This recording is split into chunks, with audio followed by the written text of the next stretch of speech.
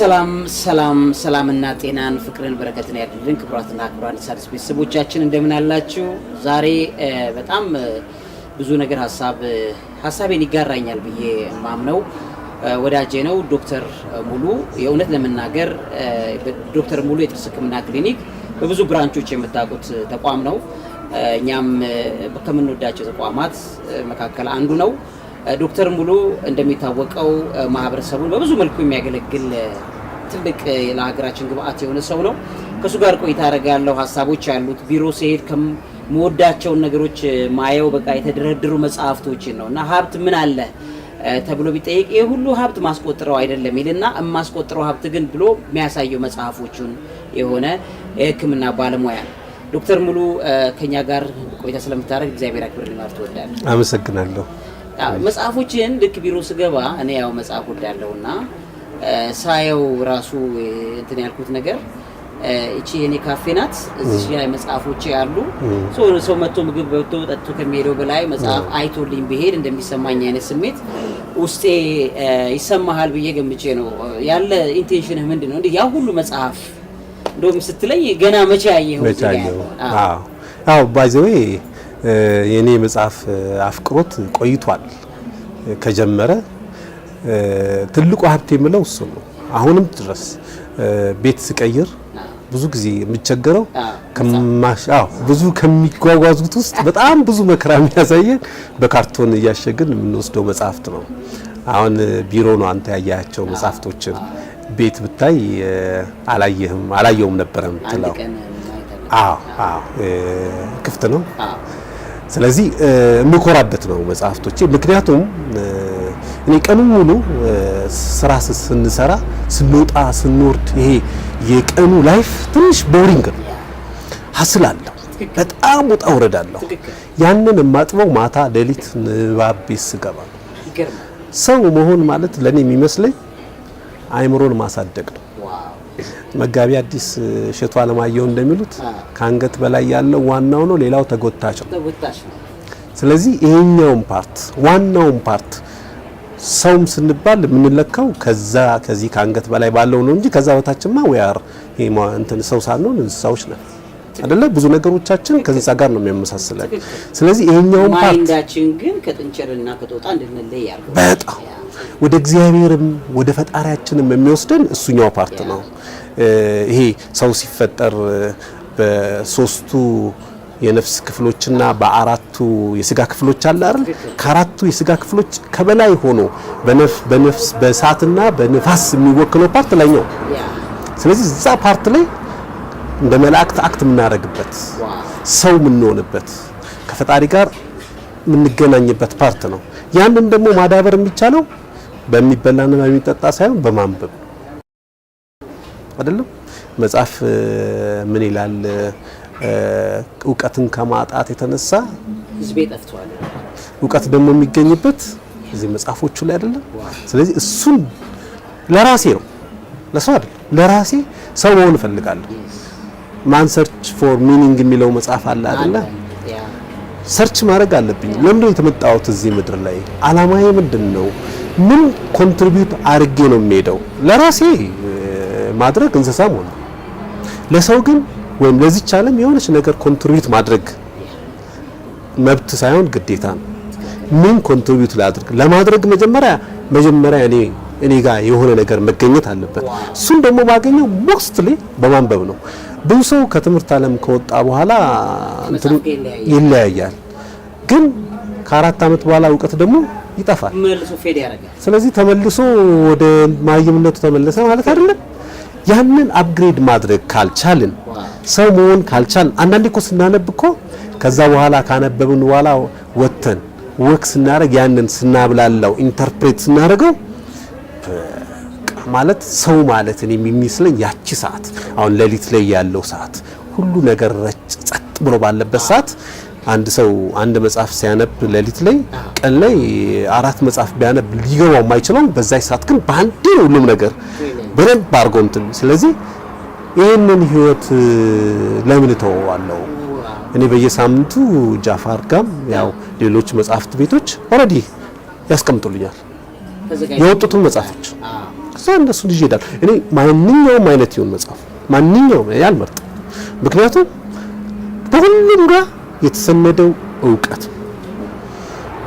እኔ እኮ ለምሳሌ የአርስቶትልን መጽሐፍ ሳነብ ከስንት ሺህ ዓመት በፊት የነበረው አርስቶትል ጋር ቁጭ ብዬ እያወራው ነው ማለት ነው አይደል?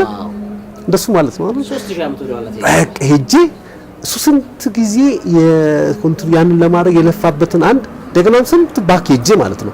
ያውም ደግሞ የድሮ ታይሞች ደግሞ በጣም ንጹህና ጽድት ያሉ ታይሞች ናቸው። የዋህነት ያለ ኢኖሰንስ በጣም እኔ ሰው የሚሸቱ ኦርጋኒኮች እሱ ጋር በምን እንሄዳለን? በመጽሐፍ ካልሄድን በምን ትራንስፖርቴሽኑ መጽሐፍ ወደ ትላንትና ይዞ የሚሄደው ትራንስፖርቴሽን ዶክተር ሙሉ መጽሐፍ ነው እያለ ነው። በጣም ትክክል ነው። እኔ በህይወቴ መጽሐፍ ከሚወዱ ሰዎች አንዱ እኔ ነኝ እና እንዳልከው ደግሞ the best reading time ለኔ በጣም ቆንጆ ማንበቢያ ጊዜ ሌሊት ነው። ቀን በቃ አእምሮዬ ምንም ስራ መስራት ይችላል። ማታ ግን የምፈልገውን ነገር በፍጥነት አንብቤ የምጨርሰው ማታ ነው። ቅድም እንዳልከው ኮንሰንትሬት እንድታረግ ያደርጋል።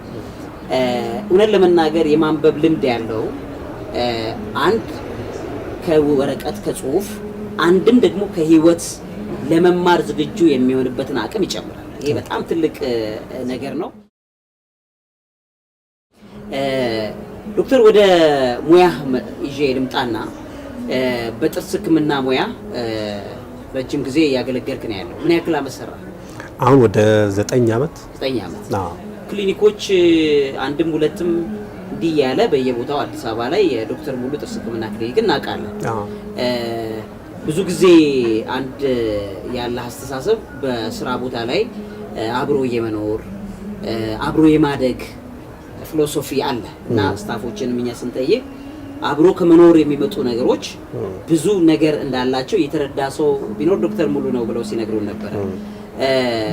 ለአንተ አብሮ መስራት አብሮ መኖር እንደ ኢትዮጵያዊነት አሁን እያጣን ያለነውን ኪሳራ ሊያክም የሚችልበት ትልቁ ኃይል ነው ብለህ የምታምነውን ነገር እስቲ ያካፍለን። ፊሎሶፊውን ስለወደድኩት ምንድነው እኔ አሁን ህይወትን የማይበት ቅኝት ትንሽ ለየት ያለ ነው። ምንድነው ሁላችንም የፈጣሪ ፍጡሮች ነን። ከሱ እድለኛ ሆነን ሰው መሆናችን ትልቁ እድለኛነት እዚህ ምድር ላይ ሰው መሆን ነው። ሄሬድ ለኔ ትልቁ እድለኛነት ድንጋይ፣ ሳር፣ አየር ሆነን ልንፈጠር እንችል ነበረ። በአምሳሉ የተፈጠርን ፍጥረቶች ነን። ለዚህ ብቻ ብናመሰግን አይበቃው። ሰዎች ከሆነን አካባቢያችን ጋር ሰዎች ካሉ እነዚህ ሰዎች 99.99 ምናምን አንድ ነን። አሁን ችግሩ ምንድነው? የማያ መነጽራችን ችግር ነው የብዙዎቻችን። ማያ መነጽር ስል አንድ ሰው በስራው እኛ እንደምንለው ኮቴሽን አድርገን ጽዳት ስላጸዳ አንድ ሰው ከፍተኛው ማዕረግ የሚባለው ላይ በሚኒስትርም ይሁን በፕሮፌሰርነት ማዕረግም ስላለ በእነዚህ መካከል ያለው ልዩነት ማተር ኦፍ 0.00 ምናምን ነው። ግን ብዙዎቻችን እዚህ ጋር ነው የምንሳሳተው። ትልቅ ልዩነት ያለን ይመስላል። አይደል? ትልቁማ ሰው ሆኑ እኮ የእግዚአብሔር ፍጥሮች እኮ ናቸው። እነዚህ ሰዎች አትታይም እንፈልጋቸዋለን። የሆነ ጊዜ ይጠቅሙናል። የሆነ ታይም እኛ ማድረግ ማንችልባቸው ጊዜዎች ይመጣሉ። እኛ whatever it is ለምን ትልልቆች በማረጋችን አንሆንም? የሆነ ከቴብል ላይ ማንሳት ማንችልበት ጊዜ ይመጣል። ማን ነው የሚሰጠው? ሰው ነው የሚሰጠው ሰውን። ስለዚህ በዚህ ልዕልናው እግዚአብሔር መጀመሪያ ባከበረው ልዕልና ነው ልናከብረው የሚገባው። እሱ እንደዛ አድርገን ካከበርነው ለሱ ክብር ከሰጠን እኛም መልሰን ክብሩን እንወርሳለን። ያው ስናከብር አይደለም የምንከበረው። ስለዚህ እኛም ክብሩን እንወርሳለን። እኔ ሰውን የማይበት ልክ እኔ እንዲደረግልኝ የምፈልገውን ያክል ነው እኔም ለሰው ማድረግ የምፈልገው። ሣድስ ባልንጀራችሁን እንደራሳችሁ አድርጋችሁ ይገዱ። እኔ አሁን ባለፉት 10 ዓመታት የገባኝ የህይወት ሎጂክ በጣም ይሄ የሚታየው ፊዚካል ዓለም it is illusion ውሸት የማይታየው ዓለም ውስጥ ነው ህይወትና እውነት ያለው። ህክምናውም ይሄንን ነው ሳፖርት የሚያደርገው። በገባይ ልክ ነው። እኔ በገባይ ልክ እኔ ሃይማኖተኛ ነኝ። ሃይማኖቴን በሚነግረኝ ልክ ሳይንስም አሁን በደረሰው ልክ this is በአምስቱ በስሜት ህዋሳት ዓለም የምናያት 0 ነጥብ ምናምን ነች። የምትዳሰሰው የምትጨበጠው በጣም ጥቂት ነች። የማይታየው ይሄ ከስሜት ህዋሳት ውጪ የሆነው ነው ትልቁ ማንነታችን እና የሚታወቀው ያ ሁሉ ጊዜ ያለው ሐሳብ አይታይም፣ ጭንቀት አይታይም፣ እውነት አይታይም፣ ፍቅር አይታይም፣ በጎነት አይጨበጥም፣ አይታይም። ግን እነዚህ ኢቭን እውቀት አይታይም፣ አጨብጠውም። የሰው ልጅ ዋነኛው ነገር እውቀት ነው። እውቀት ሶ ከሆነ የሚጨበጠው ዓለም ፌክ ሸውዶን ነው፣ አታሎን ነው። እውነተኛው ዓለም ውስጥ ያለው ነው ብዬ ሞግታለሁ። ይሄን እየደገፈ ትክክል። እና ይሄ ኢሉዥን የሆነው ዓለም እኛ በፍሪ ዊላችንን ነጻ ፈቃዳችንን የተሰጠንን በአግባቡ ስላልተጠቀምን የመጣንበት ዓለም የቅጣት ዓለም እንጂ ምንዝናን ሰፊ እስር ቤት ነው ያለነው። ሰፊ እስር ቤት ነው። እስር ቤቱ ስለሰፋ እስር ቤት አይደለም አይደል? ለመቀጣት የመጣንበት ነው። this is not የኛ ቦታ አይደለም። ለዛም ነው በዚህ በሚታየው እውነት እየመሰለን የምንጎዳዳው እና የማይታየውን ትልቁን በረከት ምናጣው አይደለ? ብዙዎቻችን ትልቁን ባይዘ በ70 ዓመት ላይፋችን መዝሙረ ዳዊት እንደሚለው ቢበዛ 60 ከዛ 70 እንቻለ በዚህ ህይወታችን ቁጥር አልባ የሆነውን ጊዜ እና ቦታ ማይወስነውን ማንነታችንን ካጣን ከኛ በላይ ሞኛል አይደል? እሱ አይደል ይሆናል። ስለዚህ ምን በላለው ሰውን በሰው ልኩ ማናከብረው ለዚህ 70 ዓመት መበልጸግ ፈልገን ነው። መበልጸግ ራሱ ምንድነው? መጀመሪያ ምንድነው መበልጸግ? መበልጸግ እዚት ይሄ የሚታይ ነገር ነው። እሱ ነው መበልጸግ ማለት። ይሄ ሸቀጡ ነው መበልጸግ ማለት። ይሄ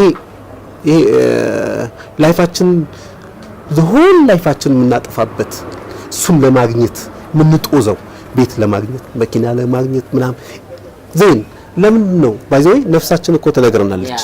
ይሄን ነገር ለማግኘት ስንጦዝ ልክ ስናገኘው ለምንድን ነው ተልካሻ የሚሆንብን? ቢኮዝ መጀመሪያም ልክ ስላልነበር መጀመሪያም ልክ አላማ አይደለም አይደል? በቃ እዛ ጋር በመንፈስ መበልጸግ ይሄ ስፒሪቹዋሊ ከፍ ማለት ቅድም የማይታዩ ነገሮች ላይ ፎከስ ማድረግ ሰላም ይሰጣል። እኔ በጣም መጽሐፍ ቅዱስ ላይ ከምወደው ጥቅስ እኔም የምሰጣችሁ ሰላም ዓለም እንደሚሰጣችሁ አይደለም። ዓለም የሚሰጠን ሰላም ራሱ አላገኘንም። እሱንም አላገኘንም እኮ የዓለሙን አላገኘንም። ይሄኛውማ ምን ያክል እንትን ነው ማለት ነው። እሱንም አላገኘንም። ሴት እሱ ጋር ነው። እሱ ሲገባ እነዚህ ፓስወርዶቹ የዚህ ምድር የተፈጠርንበት ሰው የመሆናችን ልዕልናችን ፓስወርድ ሲገባን አጠገባችን ጋር ላለው አይደለም ለሰው እግዚአብሔር ለፈጠራቸው ለትንንሾችም ክብር መስጠት እንጀምራለን። እንኳን ለሰው ማለት ነው። አሁን ብዙ ጊዜ ችግራችን ምንድነው? ሰውን የምናይበት ልኬት በአምስቱ ዋሳት የሆነብንና በቃ ሰውን ዝቅ እናደርጋለን። በዘር በቀለም በሃይማኖት ይሄ ደግሞ በጣም የወረደው ደግሞ እሱ ደግሞ ምንድነው? ይሄ የሰው እንዴት ዩኒቨርሳል ወደሆነ ዩኒቨርሲቲ ገብቶ ተመልሶ ወደ ጎጥ ይመጣል? አንዳንዴ ዕውቀት ቀለም መንዳት ብቻ ይሆናል። ምንድነው የሚባለው? የዶሮ ዲግሪ የሚባላል። ዶሮ የተሸከመው ዲግሪ ዶሮ ማለት አይደል? እንትን ምን ይጠቀምበታል? የዶሮ ዲግሪ ማለት እንዴት ሰው ሆነ ለትልቁ ተፈጥረን ራሳችን በራሳችን እቺ ቅድም የምንላት ነፃ ፍላጎታችንን አግባባዊ ባልሆነ መንገድ ተጠቅመን ወድቀን እንደገና ከዚህ ከወደቅንበት የባሰ ምን ይባላል? ከዚህ የት እንወድቃለን? ወደድኩ ያው ከዚህ የት ግን እሱን እየፈለግን ነው። አሁን ዓለም እያደረገችው ያለችው ይሄንን አይደለም? ከወደቀበትን ቦታ ፈልጎ ከዚህም እንደገና ሌላ ጥልቅ ውስጥ መግባት እንዴት እንፈልጋለን? እያደረግን ያለ ነው ግን እሱን ነው እየፈለግን ዘን እንደዛም ይሁንን አናፍርም። እግዚአብሔርን ለመውቀስ እንነሳለን። ምክንያቱም how much we are በጣም የእውቀት ይሄ አክፍሎተ እውቀት የእውቀት አክፍሎት ውስጥ እንደገባን ዜሮ እንደሆነ ማለት ነው። ስለዚህ እዛ ውስጥ ገብተን ነው ዜን እዛ ውስጥ ያለ ሰው የሰው ክብር ምን ይገባዋል? ስለማይገባው ሰውን የሚያይበት ልኬት ይወርዳል። እኔ ሰራተኞች አሉ፣ ህዝብ የሚባል አለኝ። መጀመሪያ ቤተሰብ አለ፣ ከዛ ማህበረሰብ አለ፣ ከዛ ያለን ሀገር አለ፣ ከዛ ስናልፍ ዓለም አለ እያልን እንወጣለን አይደለ? በእነዚህ አጽናፎች ውስጥ የየራሳቸው የሆነ ክብራቸውን እየሰጠን እንሄዳለን እስከ ሀገር ድረስ። እኔ ከምኮራባቸው ፈጣሪንም ከማመሰግንባቸው አንዱ በዚች ሀገር መፈጠሬ ነው። ምክንያቱም እችን ሀገር እኔ የማየው ቅድም ባልንበት አይን ነው እንጂ በእነዚህ በአምስቱ ዋሳት እንመጣለን ወደሱ። ምክንያቱም እነዚህ ፊሎሶፊዎች በጣም ስለሚመቸውና ስለምወዳቸው ነው። እንዳጋጣሚ ያው ዶክተር ሙሉ በኢትዮጵያ ውስጥ ፓርላማ አባል ሆነ የአዲስ አበባ ከተማ የፓርላማ አባል ሆነ እያገለገልክ ነው ያለው። በዚች ሀገር ላይ የራስን የሆነ አሻራ እየጣልክ ነው ያለው። ትልቅ ነገር ነው። እንደገና ሕክምና ሙያው አለ። አሁን ግድሙ ቀደም ብለህ ነገርከኝም ከማህበረሰብ አብረው ካሉ ስታፎች ጋር ከሰራተኞች ጋር እንደ ቤተሰብ እንደ አብሮ መኖር በጣም የሚወዱልህን ኳሊቲ መነሻውን አሁን ተረድቼዋለሁ። ምክንያቱም ከሚጨበጠው የሚዳሰሰው ዓለም ይልቅ ወደማይጨበጠው ዓለም ስንመጣ ሁላችንም እኩል ነን። ነጭ የለም፣ ጥቁር የለም። መጽሐፍ ቅዱስ እንደሚለው ባሪያ የለም፣ ሊቅ የለም፣ እንደገና ደግሞ ገዢ የለም፣ ተገዢ የለም። በክርስቶስ ፊት ሁሉም ሰው እኩል ነው። በዛ እኩል በሆነበት ዓለም ስናይና ስናስተዳድር ስታፎቻችንን በእኩል ፍቅርና ክብር አድርገን ጎበዙን ጎበዝ ብለን እንሸልማለን፣ የሚወቀሰውን እንወቅሳለን። እንደ ሰብእና ግን እኩል ፍቅር ክብር እንሰጣለን። ያንን አሁን በደንብ አስረግጠህልናል። በጣም ደስ የሚል ፊሎሶፊክ እይታ ነው። በሕክምና ሙያ ደግሞ የሳይንሱ ዓለም እውቀት ይዘህ ነው ያለኸው። ከዚህ ቀደም በመምህርነት ሙያ አገልግለሃል። በዩኒቨርሲቲዎች፣ ኮሌጆች በሕክምና ሙያ ላይ መምህር ሆነም ጭምር አገልግለሃል። ብዙ ነገር አብሮ እንዳለ መረጃው አለ። እኒህ ሁሉ ነገሮች ባሉበት የሳይንሱ ዓለም ይዞት የሚመጣው የሚያስረዳው ነገር አለ። የሕክምናው ዓለም ይዞት የሚመጣው እንደገና ደግሞ መንፈሳዊ ዓለም ይዞት የሚመጣው ተሽሎች አሉ። ከነዚህ ነገሮች መካከል አንደኛው ዝግመተ ለውጣዊ አስተምህሮቶች ናቸው። ኢቮሉሽናል የሆነ ቲዮሪስ አሉ በዓለማችን የተበተኑ ማለት ነው። እነዚህ የሰው ልጅ ይሄን መንፈሳዊ ማንነቱን ይረሱትና ከዛ በስጋዊ ማንነት ያለው ብቻ አትኩረው ዝግመተ ለውጣዊ ሂደት ነው ብለው የመጣ ነው በዝግመተ ለውጥ ነው በሚል ሳይንስ ይዞት የሚመጣው ነገር አለ።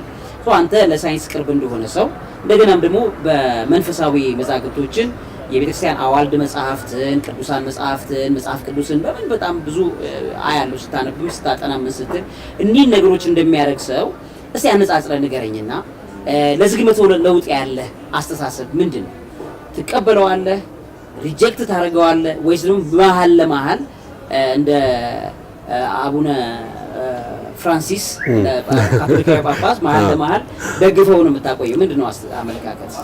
ኢቮሉሽን ይሄ ዝግመታዊ ለውጥ ኢቮሉሽን የሚባለው በነገራችን ላይ የመጀመሪያ ዲግሪ ባዮሎጂ ነው። ስለዚህ ባዮሎጂ ላይ ኢቮሉሽን አንዱ ቻፕተር ሰፋ ያለውን ዲፓርትመንትም የያዘ ነው።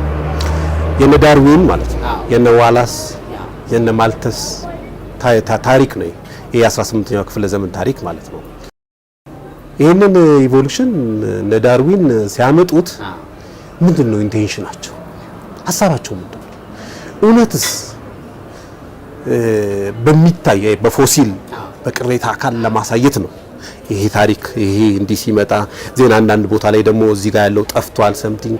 ከዛ ደግሞ አንዳንድ ሳይንቲስቶች ደግሞ ኢቮሉሽን እና ክሪኤሽንን የፈጣሪን እናንተን ለማስታረቅ ደግሞ ይሞክሩ አሉ። እንደሚታወቀው ይሄ የዩሮፕ ሳይንስ ያው ባይዘው ሳይንስ አለ፣ ፊሎሶፊ አለ፣ ፌት ወይም ሪሊጅን ወይም ስፒሪቹዋል አለ፣ ደግሞ ሱዶ ሳይንስ አለ። ምን ጊዜ ሳይንስ ከፍልስፍና በታች ነው።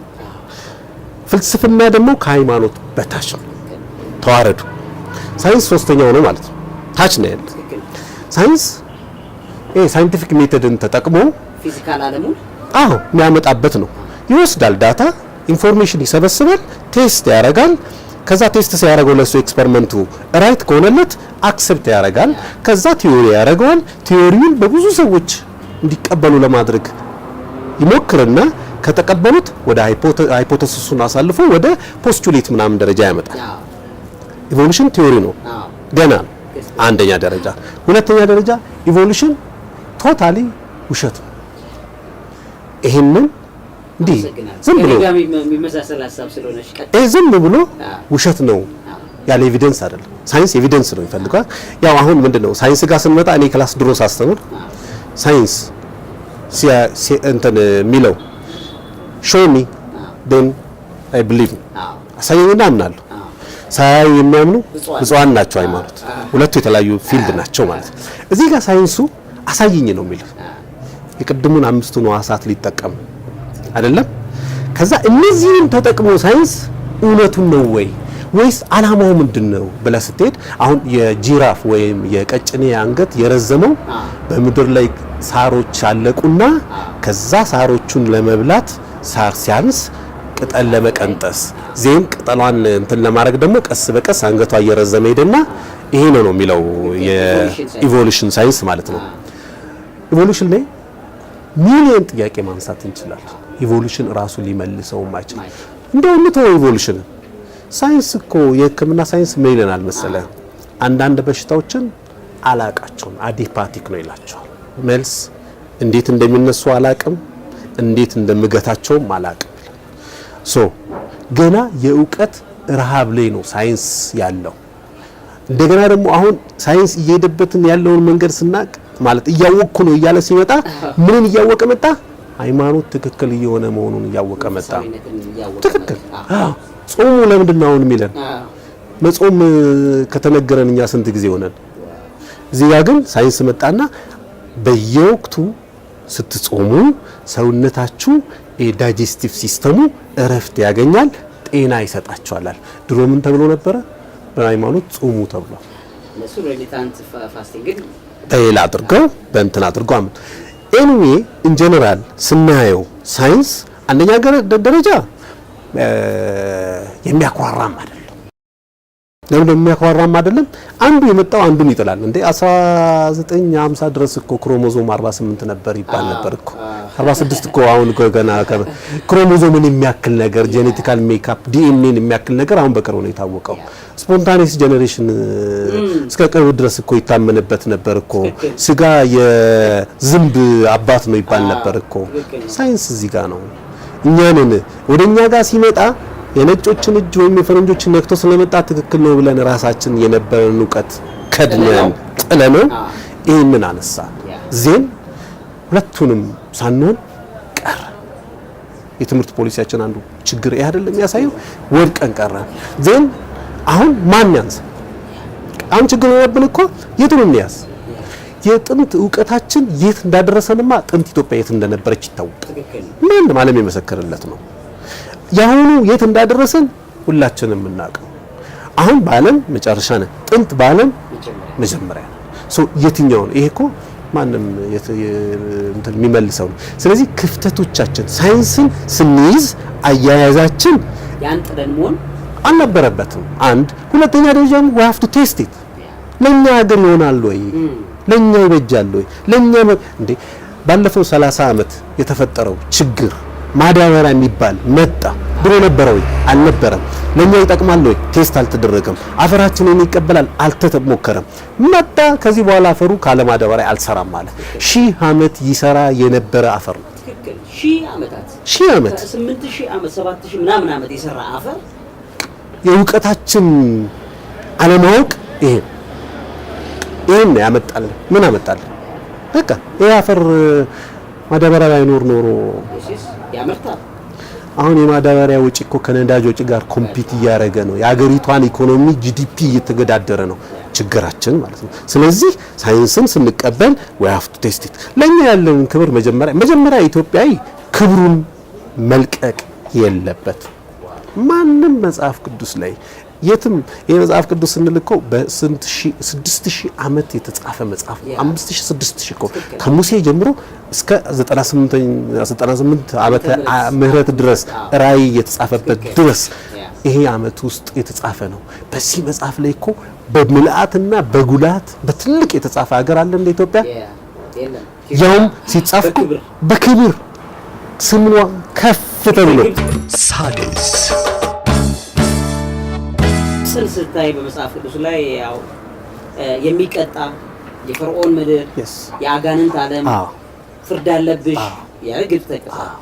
ኢትዮጵያ ስትጠቀስ ግን ሁሉ ጊዜ አይተህ እንደሆነ ኢቭን እግዚአብሔር ከተቀይሟት ከሆነ ራሱ ቅጣትሽ ይመጣል ብሎ ሲላት ከፍቅር አንጻር እንደሆነ ታያለህ መጽሐፍ ቅዱስ ላይ። ከዛ ውጪ እናንተ የእስራኤል ልጆች ለኔ እንደ ኢትዮጵያ ልጆች አይደላችሁም ወይ ብሎ ሲያነጻጽርም ጋድሊ ላቪንግ ስፒሪት እንዳለ እዛ ላይ ታየዋለህ። እና ኢትዮጵያ የምትጠቀስበት መንፈሳዊ አጠቃቀስ በታሪክም የተቀመጠው በብዙ መልካምነቱ የታጀበ እንደሆነ እናውቃለን።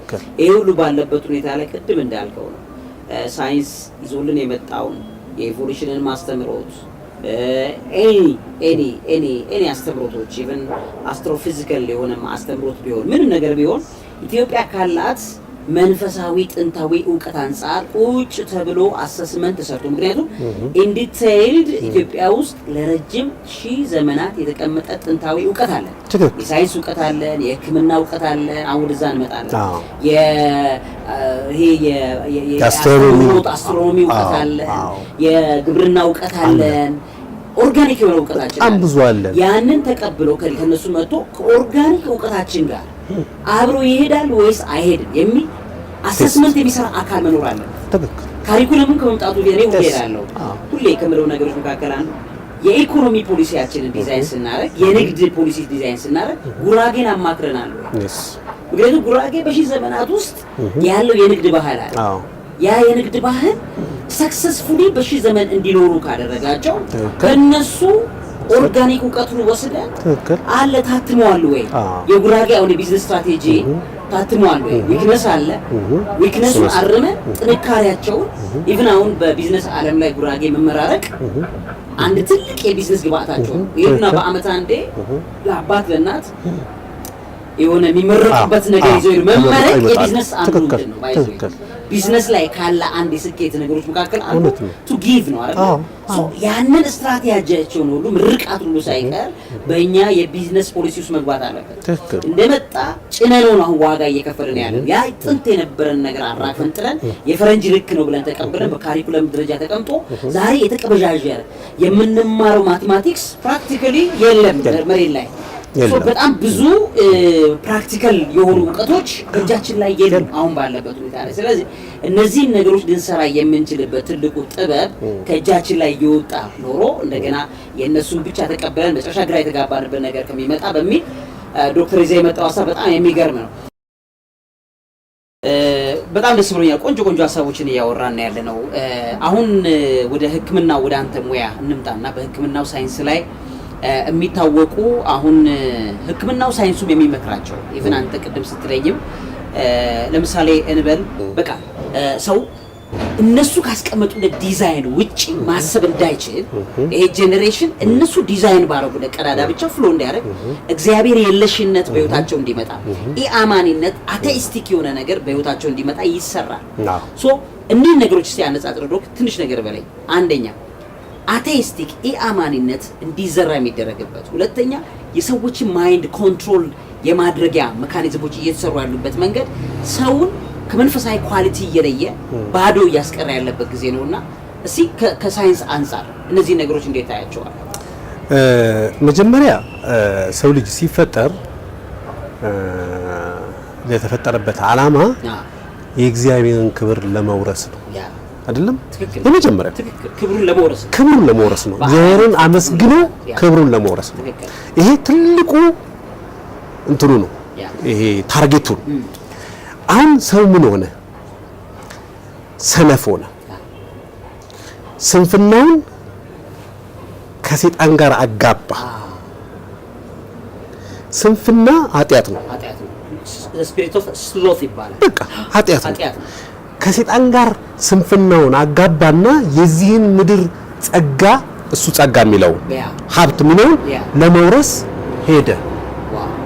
ጥረ ግረ ብላ የሚባለውን የእግዚአብሔርን ቃል ተወና መጣር መጋር ስለማይፈልግ ሸውዶ ማለፍ ስለሚፈልግ ማታለል ስለሚፈልግ የኛውን ተወና በስንፍናው ማንን ባገኝ የዚህን ምድር ሀብት እሱ ሀብት ብሎ የሚጠራው ለስጋው የሚመቸውን ሲል ማንን አገኘ?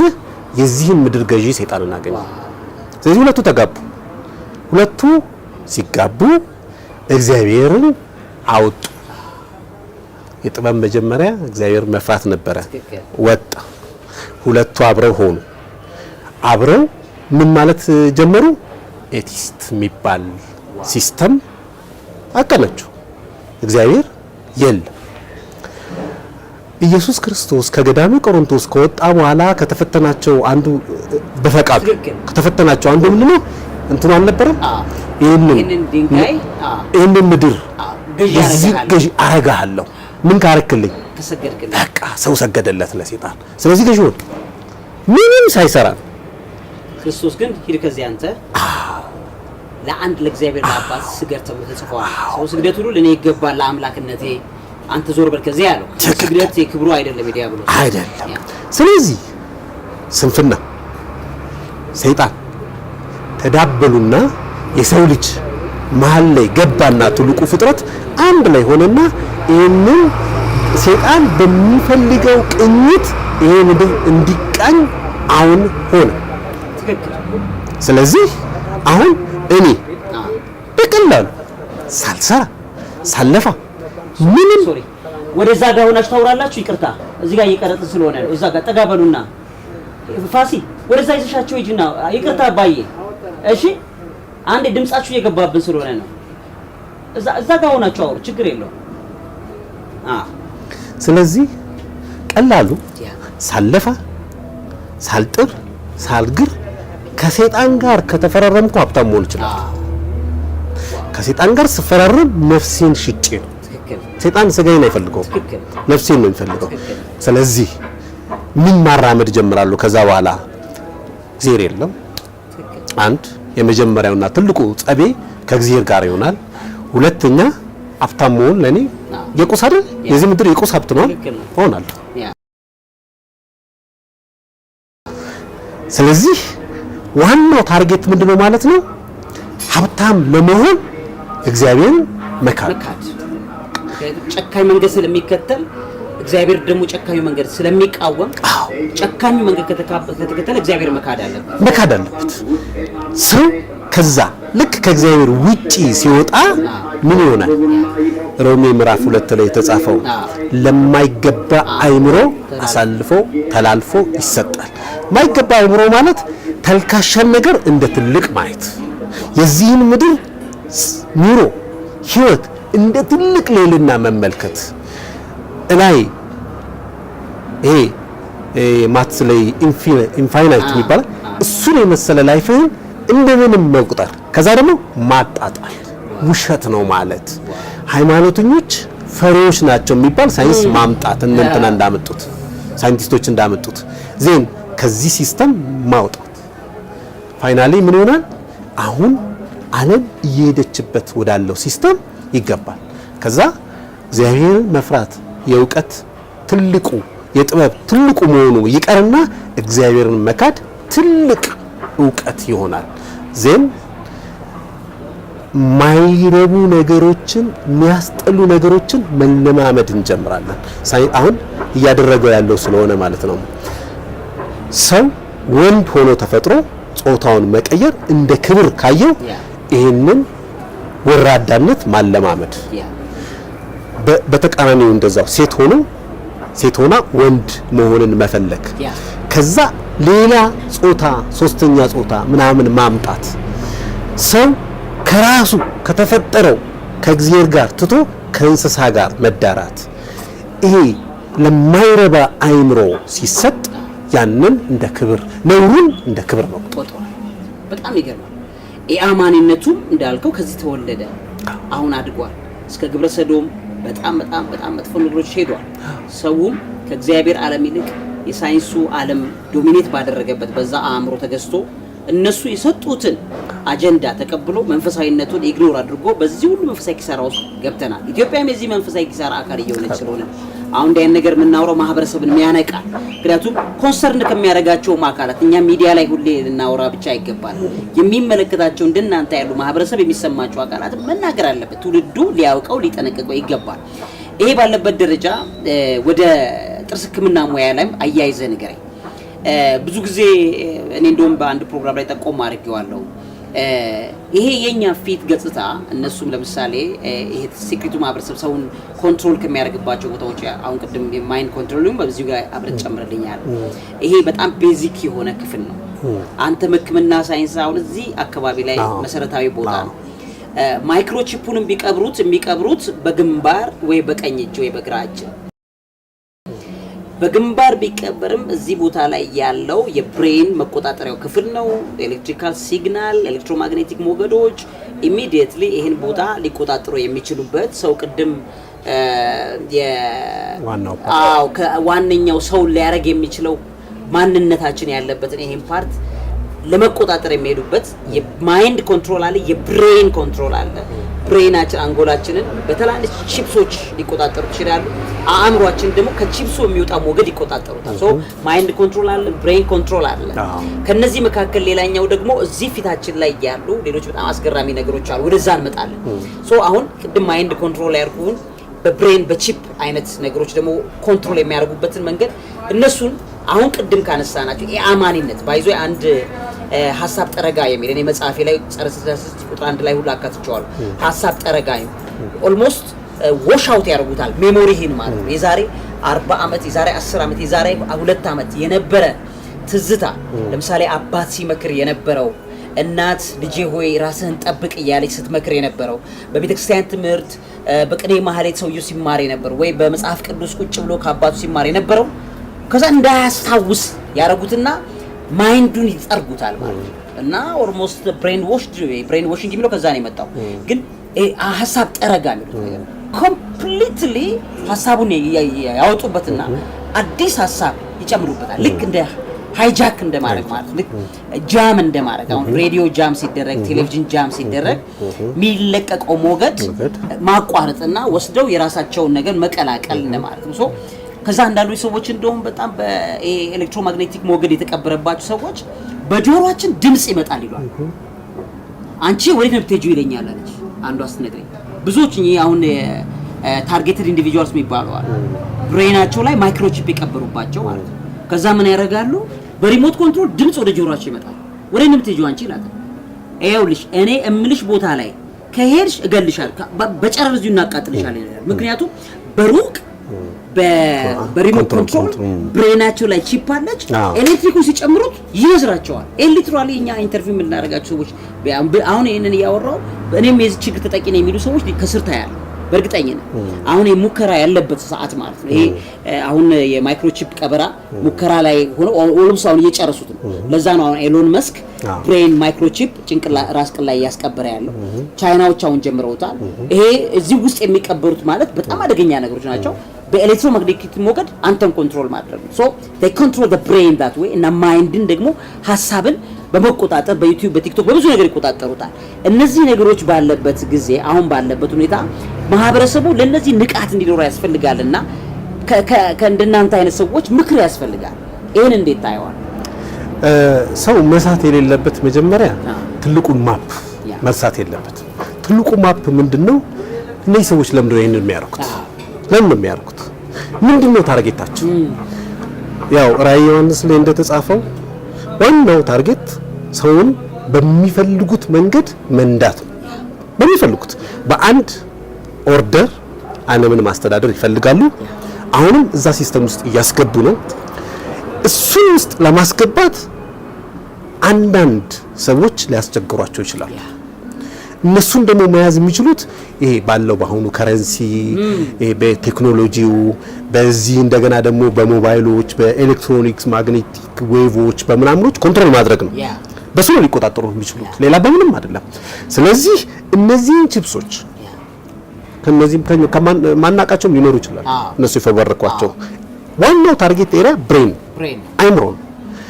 የኛ ብሬን አልተነገረለትም፣ አልታወቀለት።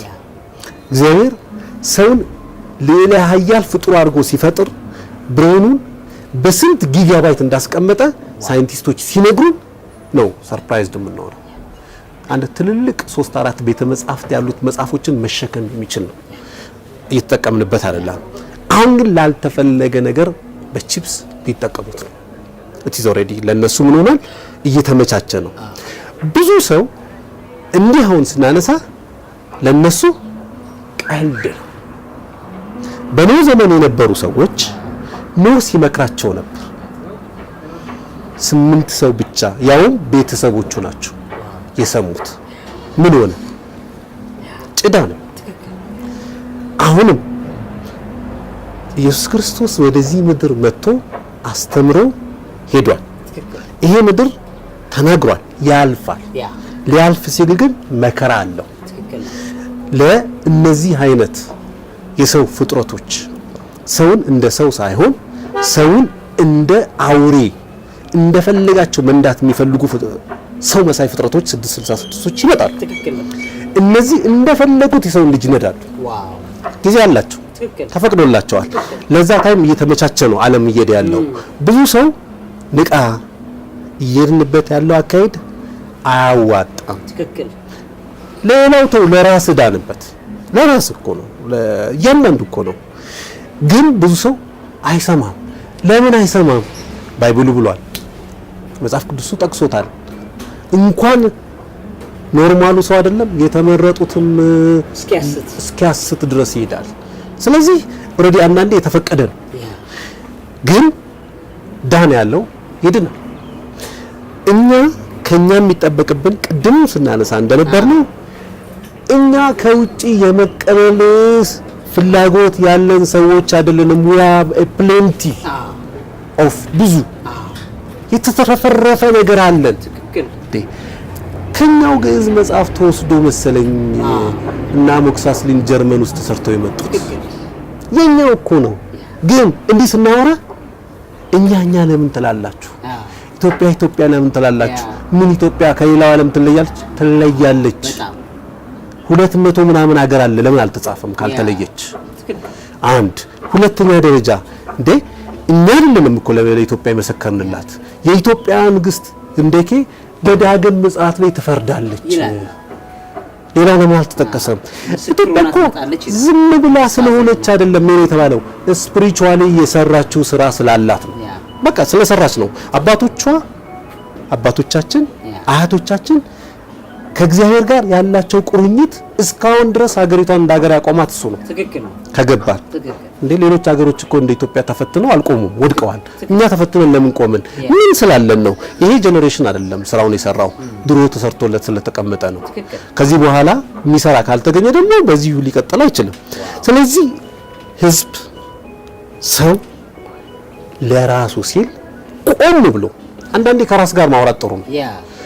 ብዙ ጊዜ እኮ ከራሳችን ጋር የማውራት ድፍረቱ የለን፣ ፈሪዎች ነን። ይሄን ቴስት ለማድረግ ብቻችን ስለሆነ ቶሎ ብለን ለምንድን ነው ወደ ሞባይል የምንሮጠው? ፈሪ ነን፣ ለራሳችን ፈሪ ነን። ከራሳችን ጋር ለማውራት ውስጣችን ከእግዚአብሔር የወሰድናት ነፍስ አለች። አይምሯችን ውስጥ ከእግዚአብሔር ጋር የታሰረች ነገር አለች፣ እውነት የምታወራ። ስለዚህ የሰራናቸው ነገሮች ልክ አይደሉም ብላ የምትጻራለች። እሷን መስማት አንፈልግም፣ ወቀሰዋን መስማት አንፈልግም። ምክንያቱም ያቺ ከሌላ ሰው ከሆነ ተናግረው ዞር አድርገው ትሸኛለህ። ከራስ ወዴት ትሸኛለህ? ቆም ብለን ማታም የሆነ ጊዜ ሰተን ከራሳችን ጋር ምን እያደረኩ ነው? ወዴት እየሄድኩ ነው? ለምንድን ነው ወደዚህ ምድር የመጣሁት? ወዴትስ ነው መሄደው? መልሶች አሉ። እኛ ከሌለን በመጽሐፍትና በመዛግብት ተቀምጠዋል። የሚጠበቀው ነገር እኮ ሄዶ ማገላበጥ ብቻ ነው ካልሰነፍን በስተቀር። ግን ያችን በማገላበጣችን የምናገኘው ደስታ ስንል የእግዚአብሔር ደስታ ማለታችን ነው። ይሄ የምድሩ አይደለም። የምናገኘው በረከት የእግዚአብሔር በረከት ማለት ነው።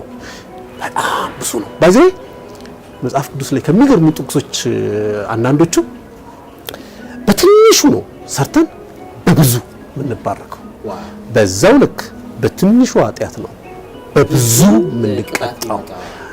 ተራ ነው የምትመስለው አይደል? አዳም ጸበለሷን መቀንጠስ ተራ ነች የምትመስለው። ስትፈታ ግን 40,000 መጽሐፍ ይወጣታል። ትንሽ ነች ለኛ። በዛው ልክ አድርጎ ስናረግ በረከቱ በዛው ልክ ነው ይላል። ብትታዘዙም የምድርን በረከት ትበላላችሁ ይላል። ስለዚህ እንደ ህዝብ የተመረጥነን ይሄንን አፋችን ሞልተን ነው የምንናገረው። ማለት ግን መመረጣችንን ማጽናት አልቻልንም።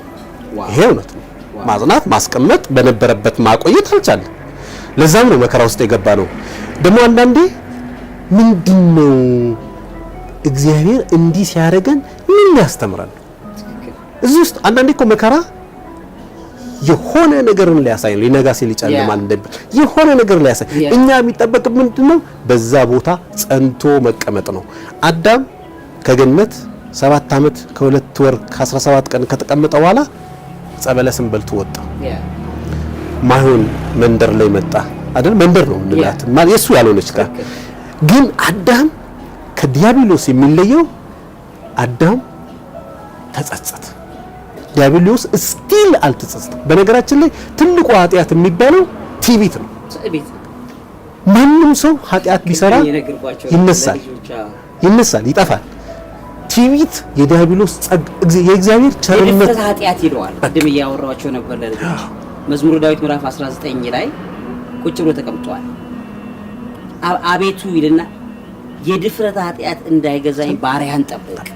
ትክክል። ከድፍረት ኃጢአቶች መካከል አንዱ ኢንቪና ትዕቢትና ፕራይድ ነው። እነሱ እኮ ለዚህ ነው አለ የፕራይድ ዴይ ያው እሱ ጋራ የተዋዋሉት ውል ነው። አሁን እሱ ትዕቢተኛ ነው። እስካሁን ከትዕቢቱ አልበረደለት፣ መቼም አይበረደለት። እግዚአብሔር ቸር ነው ይባላል አይደለ? የእግዚአብሔር ቸርነት አያልቅም ማለት የሰይጣን ትዕቢትም አያልቅም። አዳም ከዛች ከወጣ በኋላ ተጸጸተ፣ ንስሐ ገባ። የሆነች ቦታ ላይ እግዚአብሔርን ንስሐ ለመጠየቅ 40 ቀን ብሎ የገባትን 41 ቀን ብሎ የገባትን በ35ኛው ቀን ላይ አስወጣ። ይሄ የመጽናት አሁንም ይሄ ለአዳም ብቻ አይደለም። ዛሬም ሁላችንም እንሞክራለን ወደ እግዚአብሔር ጋር ለመሄድ የ7500 ምናምን የሥራ ልምድ ያለው ነው ሰይጣን። ትክክል። ከሱ ጋር ነው ፋይታችን። ገናኛ በምናምን አመታችን እድሜ በ7000 ጋር ነው። እኛ ሰይጣንን ንቀነዋል እንዳይመስለን። የኃጢአት ልምድ አለ፣ ብዙ ልምድ አለ። የኃጢአት የክፋት የዚህ ምድር ጌታ ነው እኮ አይደለም? ገዢ ሆኖ ቆየ። የዚህ ሀገር ያው ክርስቶስ እስኪመጣ ድረስ ባለው ከአዳም ላይ የስልጣን በትሩን ከወሰደ ጊዜ በኋላ የዚህ ምድር ገዢ ሆኖ ረጅም ጊዜ ቆይቷል። 5500 ዘመን ይሄን ምድር ገዝቷል። ጣዖታትን አስመልኳል። በጣዖታት እያረገ ራሱን ሲያስመልክ ነበር ዲያብሎስ። ከዛ በኋላ የሰው ልጅ እየሰገደለት የዛሬ እንግዲህ ከክርስቶስ በፊት የነበረው ዓለም ሁሉ ስታየው የግሪኮቹም የሮማዎቹም ስታየው ጣዖት በጣዖት ነው። ያ የሆነበት ምክንያት በወቅቱ ነፃ ሆኖ አዳም ግዛ የተባለው ምድር መግዛት ሲያቅተው ከአዳም ላይ በትረ ስልጣኑ ወስዶ ዲያብሎስ ለረጅም ጊዜ እየገዛ ቀይቷል። ከክርስቶስ በኋላ ግን ገዢው ክርስቶስ ነው። እስካሁንም ያለው ገዢው ክርስቶስ ነው። ዓለም የተገዛችው በክርስቶስ ነው። ክርስቲያኖች ናቸው ገዢዎች። ግን ምንድነው ምስጢሩ? ክርስቲያኖች ገዢ መሆናቸውን ሳያውቁ ሲቀሩ የወደቀው አካል ተነስቶ እንደገና ልግዛ ብሎ ይመጣል። በሽታ ይገዛል፣ ጭንቀት ይገዛል፣ ፍርሃት ይገዛል፣ አቅም ማጣት ይገዛል። እነዚህ ነገሮች የውድቀቶቻችን መነሻ ሆነዋል። አሁን ባለበት በጣም ብዙ ነገሮቻችን በዚህ ውስጥ ነው ያሉት። በጣም ደስ ብሎኛል ዶክ። ሌላ ቀን ዶክተርን አንደኛ አሁን ቃል ትገባለህ። ቃል የገባው ዶክተር ሙሉ የጥርስ ሕክምና ክሊኒክ። ስለዚህ ከቀረ ቀጥታ እዛ መጥቶ ይወቅሰዋል። አሁን ቃል ግባለህ። ቀጥሎ ላሉ ፕሮግራሞች እመጣለሁ። ዶክተር ይመጣል። የሚገራርም ሀሳቦችን በፕሮግራማችን ላይ ይዞ ይመጣል። እኔ ሪች የኔ ሀሳብ ካለባቸው ሰዎች ኢትዮጵያ ውስጥ አንዱ ዶክተር ሙሉን ለኔ በጣም ወዳቸዋለሁ። ውድ ቤተሰቦቼ ዶክተር ሙሉን እግዚአብሔር ያክብርልን በሉት። እኔ በእውነት በጣም ደስ ብሎኛል። የሰጠህን ሀሳቦች ብዙ ነገር እንዲገባን አድርገህ የማብራራት አቅም ዶክ ሁሉ ነገር ልዑል እግዚአብሔር ስለባረከልህ አንተም በነጻ ተሰጥተዋልና እንደዚህ ለማህበረሰቡ መልሰህ ስለምትሰጥ እግዚአብሔር ያክብርልኝ። እግዚአብሔር ይስጥልን። በጣም አመሰግናለሁ። እግዚአብሔር ይስጥልን። ሌላ ጊዜ ይመጣል። ችግር ይመጣል። ወዳችኋለሁ። ውድ ሣድስ ቤተሰቦቻችን ከቀሪ ፕሮግራሞቻችን ጋር ቆንጆ ጊዜ ይኑራችሁ። ሰንባበትን። ዶክተር ሙሉን እግዚአብሔር ያክብርልን በሉት። እውቀት ታላቁ እግዚአብሔር ታከብራለች።